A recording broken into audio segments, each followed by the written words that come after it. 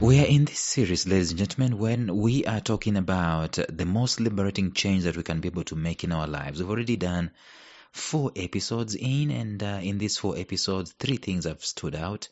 We talked about the 4 life cycle phases of a crisis, and we say that one of the biggest phases in that is the phase where the crisis has come to stay. Seemingly, it feels like it has come to stay, and you have no otherwise but just to adjust. But then we talked about simplicity, which comes from the crisis, which says that there's some things that you had going on that you thought you could never live without, but then the crisis removes them, and then you realize, wait a minute, I can live a life of simplicity. But then the decision or the most liberating change that we can be able to make has been brought about by us realizing that, wait a minute, we can be selfless. So that is the change. That is the change that we can be able to make in our lives. And I want us to go deeper into it and discuss even further and see what we can be able to learn from it in this episode. So stay tuned.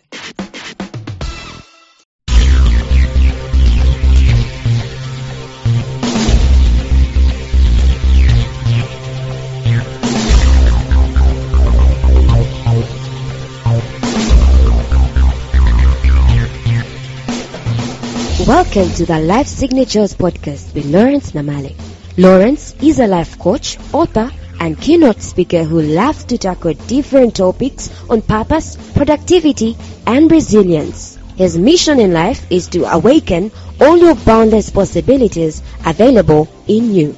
Life Signatures podcast is dedicated to bring to reality every single person who knows that deep down in their gut, there's got to be more to life than this. And now, here is your host, Lawrence Namale.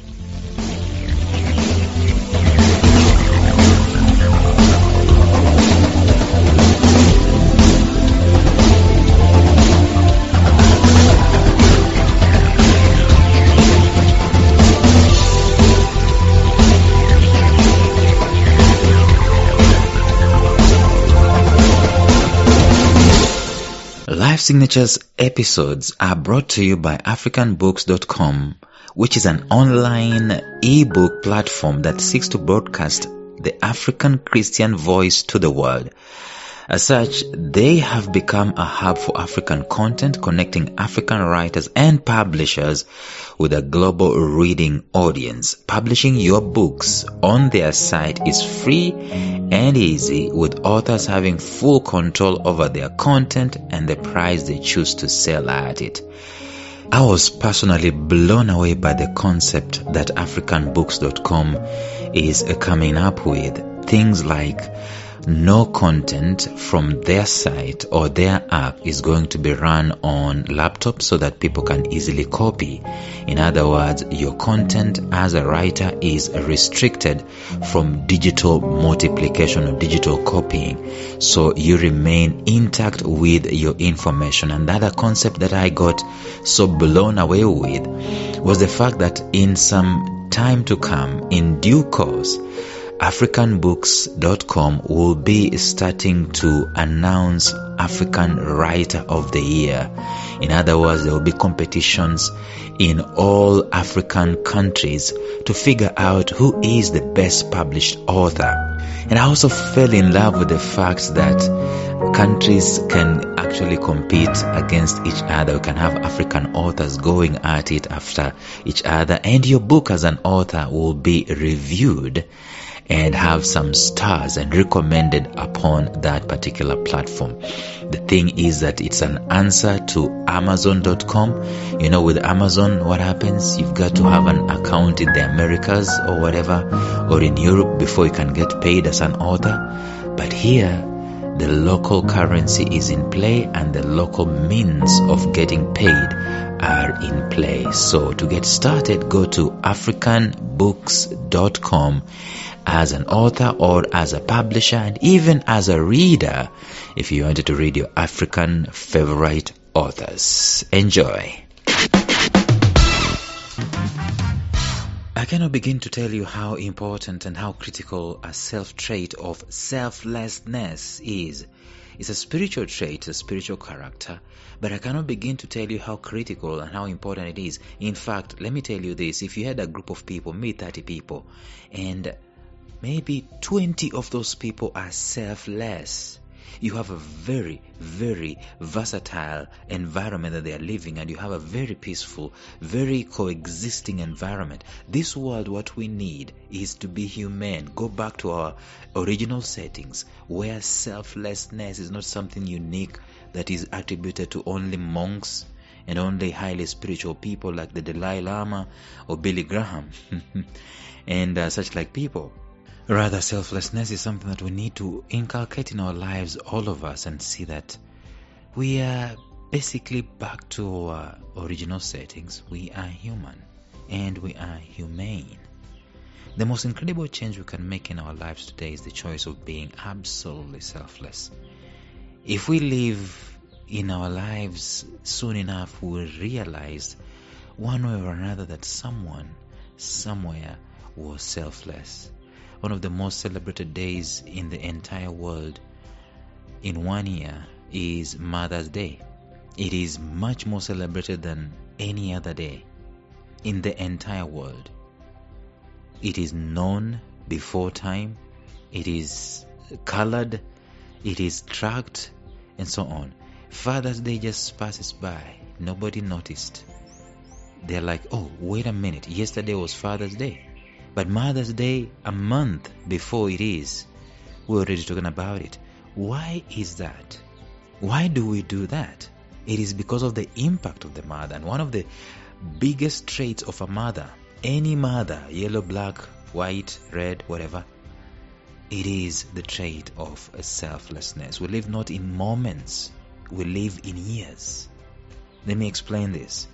The simplicity of life is the ability to enjoy this day to the fullest and let tomorrow's sorrows rest there.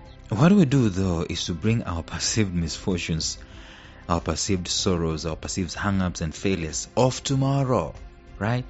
And we start having a funeral for them today. Imagine. Now why do we do that? We do that because at the heart level we have not learned to be selfless. It's that simple, it's that direct. Now, don't get me wrong, by the way. Being selfless is not necessarily the magic bullet that paves all our roads and makes all things beautiful at once. No. Life and this fallen black world will remain with the same nature it has always had. It has always had. It will require us to obey the same rules, the same laws, the same systems, the same principles. So don't think too that a life of selflessness is laid back, it's unambitious, it's uneventful, and it's unexciting. You'll be wrong. As Oprah, what her greatest achievement in life is so far, it will directly be linked to her selflessness. If you looked at her life, ask her. If you are to have an audience with her and ask her, what is one of the greatest moments, greatest achievements of your life? She will not tell you it's about owning this and buying this and reading this and reading that. She will tell you something relating to what she did that was selfless. Ask any other soul in our generation and even in the past about these things and what brings them the greatest satisfaction. Not surprisingly, none of them will mention their personal achievements or acquisitions. They will all cherish the fact that opportunities were available to them in life and they used them selflessly to bless other people. That's how important selflessness is in our lives. And that's how keen we need to be with it. However, the greatest gain that selflessness brings is the internal power. The internal power-packed energy that is fueled with so much joy and even satisfaction. You want to see a joyous person? You want to see a joyous man? A joyous woman? They derive their joy internally, not from getting things, but from being selfless in their relationship with other people, giving of themselves and resources to help others. One word for it: Or do they get it? They get fulfillment. You might be looking for fulfillment from all the places. Maybe you want to take a helicopter ride for lunch someplace. I tell you, when you come back, you will not be fulfilled. Happy? Yes. Joyous? Probably. Excited? Yes. Fulfilled? I don't think so. What we're saying in short is this: if we flipped the mode in which we live our lives today, if we flipped it, because daily I perceive we live selfishly, but if we flip the mode in which we lived our lives today, we will be astounded at how clear the betterment of life becomes. The beauty is that we get to use that which is in our disposal in terms of time, resources, talents, treasures, to do everything good to someone else. There is no human being on the face of the earth who doesn't appreciate being treated selflessly, as in being on the receiving end of someone who is selfless. I tell you, if you're a single person, you're looking to marry somebody, and one of the things that you're going to inherently, even without you knowing, gravitate towards that person that you wanted to marry will be their selfless act, or selfless trait, or selfless character. In other words, selflessness is absolutely attractive. And the opposite is also true. Selfishness is one of the most repulsive characters or traits in a human being, because honestly, we were not created to be ourselves and to be selfish. We were created to share, to commune, to socialize, to relate. We were created to do life together. And therefore, selfishness is one of those things that is so stinking to the high heavens. It repels people. It's very repulsive. But on the flip side, selflessness gives a lot of credence to your brand, gives a lot of credence to who you really are, gives a lot of credence to your name and your reputation. It goes ahead of you. It is something that cannot be quantified, actually. It is Albert Einstein that said that not everything that counts can be counted, not everything that can be counted counts. And selflessness is that thing that you cannot count it, you cannot measure it, but the benefits thereof. And we've just talked about fulfillment today only. Probably in the next few episodes we're going to talk about the benefits of selflessness. But you and I, we need to do life, and we need to come to that screeching stop, and stop all the activity and all the traffic in our lives, the running helter-skelter here and there to make ends meet. Are we doing it selfishly, or are we doing it selflessly? If we're doing it selfishly, let me tell you something, at the end of the day, there is just a bed full of regrets. There's no fulfillment in it. You're like, at the end of the day, when you've achieved whatever it is you wanted to achieve, you're like, is that all there is to this? I shouldn't have even done it, shouldn't even have bothered with this. What's in it? I mean, if this is all that there is in it, why did I even spend that money for it? I've spent the money, I've spent the time, I'm now here in this beautiful place and so on, and I still feel empty. It would have been absolutely different if you used the opportunity, the time, the treasure, and the resource that you have, and the talent and the gift that you have to selflessly impact somebody else's life. I am not saying that you become a miser and you don't watch over yourself. Jesus said, love your neighbor as you love yourself. It's a two-winged bird. You fly both wings. You don't just love yourself. You love your neighbor as you love yourself. Take care of yourself. And this is where the selflessness comes in. Take care of yourself, but also you take care of your neighbor, take care of your friend, and so on and so forth. We need to learn and cultivate this trait in our lives, because it is the number one trait that brings liberation. Remember, we're talking about liberation. You wanted to be liberated in your life? It is not the dictator that you're going to fight. The guy in the mirror is the one that you're going to fight, and the weapon you're going to use to fight the guy in the mirror is selflessness. When you are selfless, you are liberated from yourself. The biggest prison is internal.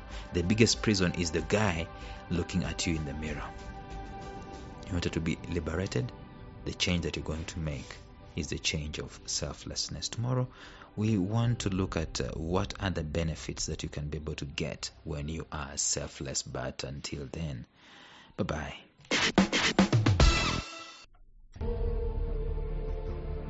Thank you for listening to Life Signatures Radio. If you enjoyed today's show, subscribe to Life Signatures Radio on iTunes, Stitcher, or visit our website at lifesignatures.libsyn.com. Life Signatures Radio, fresh, clean, and inspiring.